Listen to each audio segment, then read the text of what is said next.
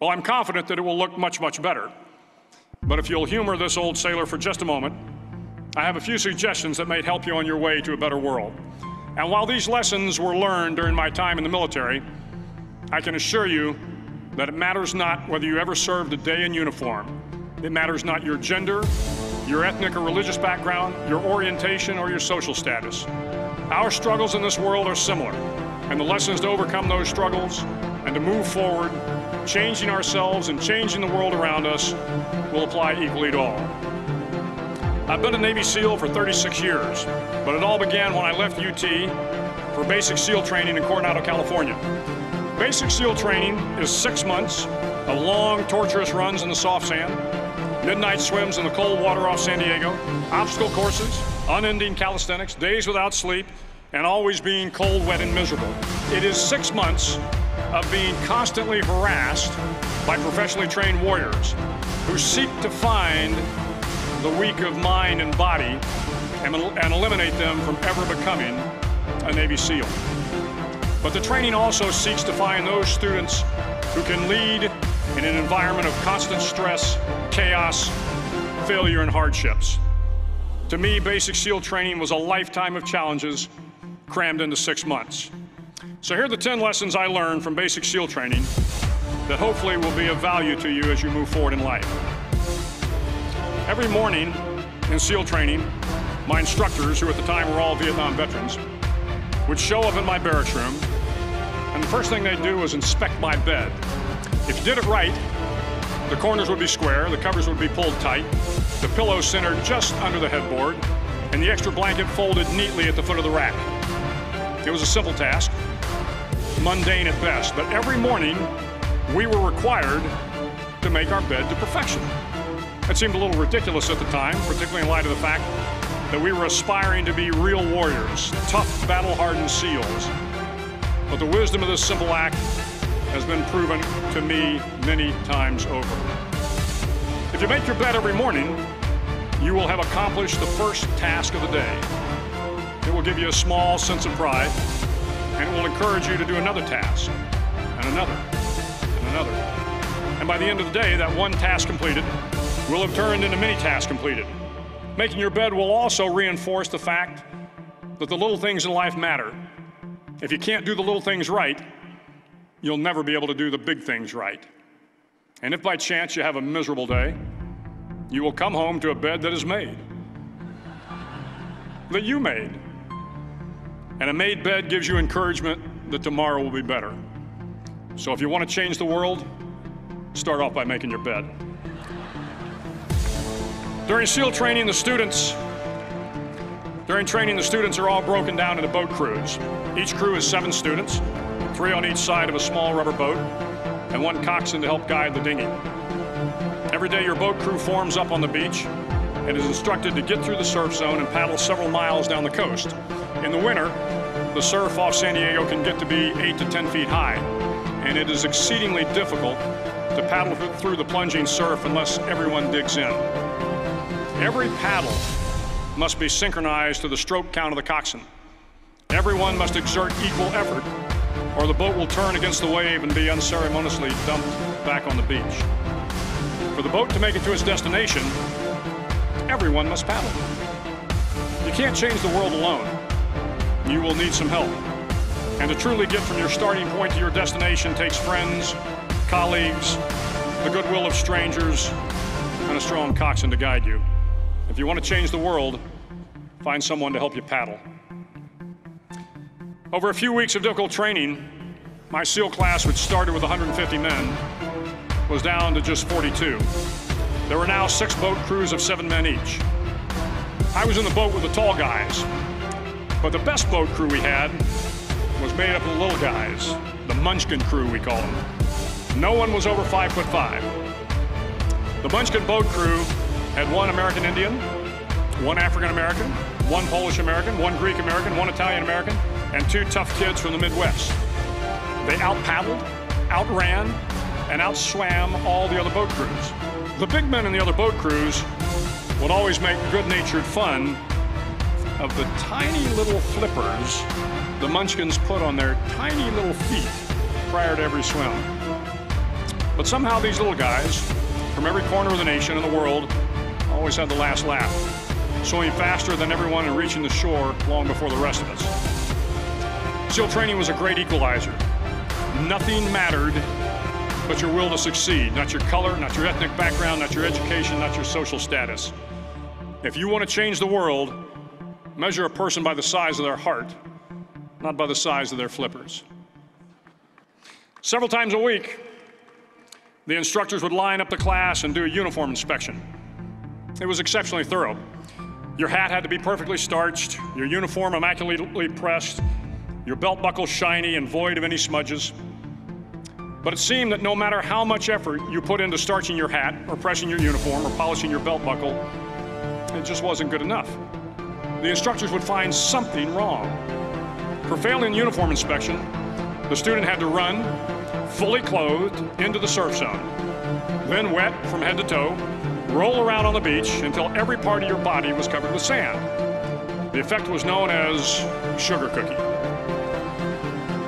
You stayed in the uniform the rest of the day, cold, wet, and sandy.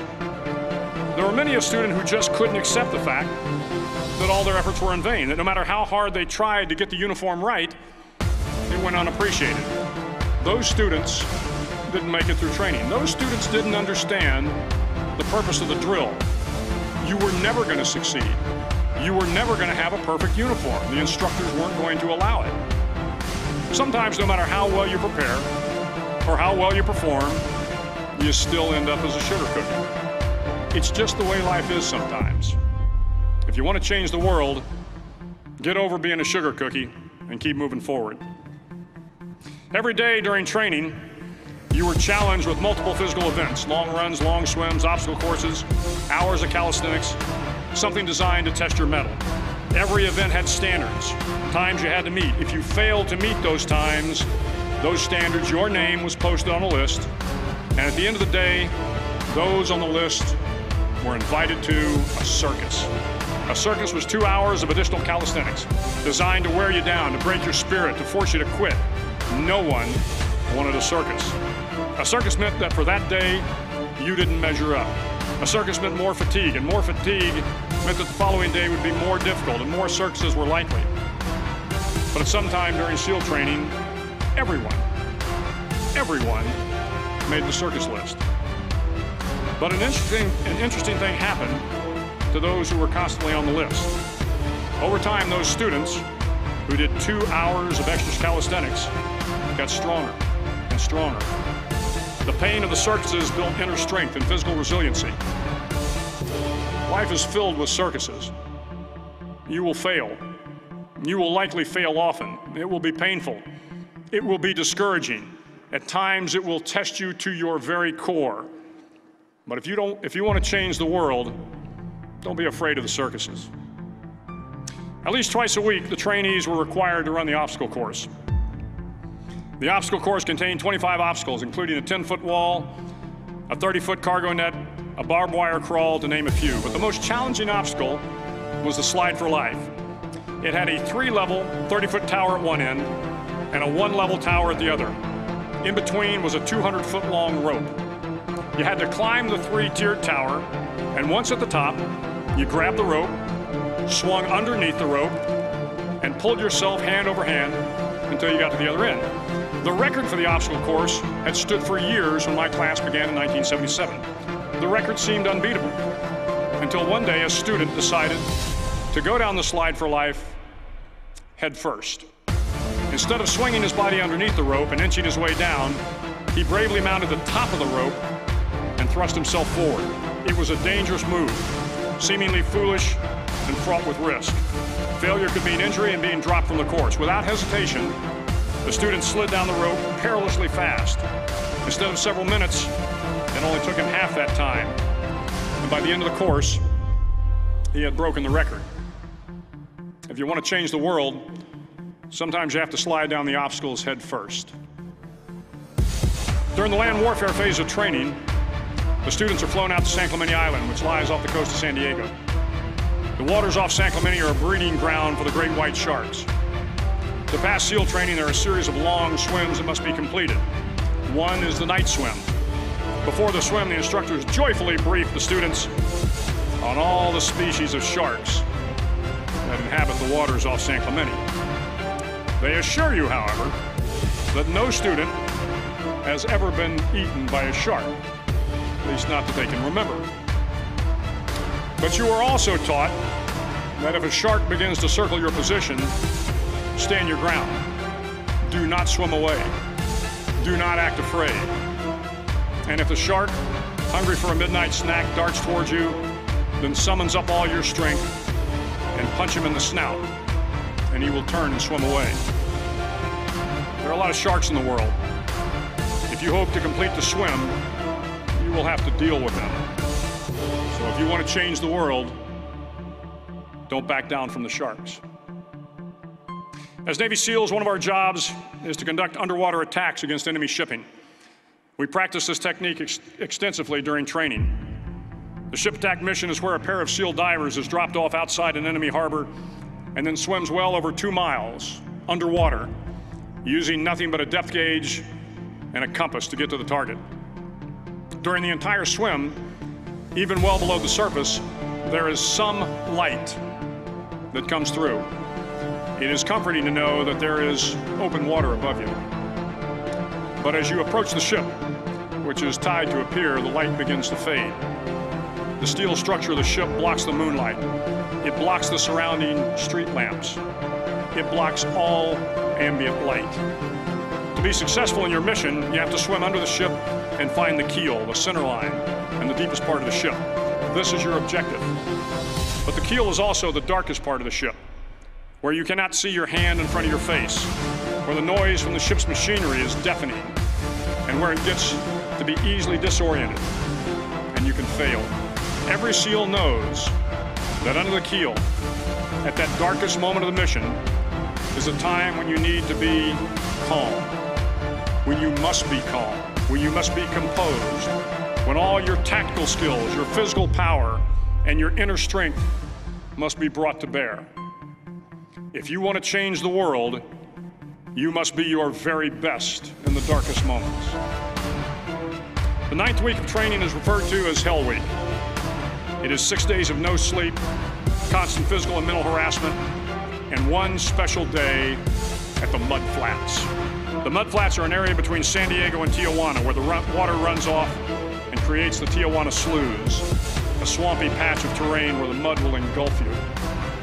It is on Wednesday of Hell Week that you paddle down in the mud flats and spend the next 15 hours trying to survive the freezing cold, the howling wind, and the incessant pressure to quit from the instructors.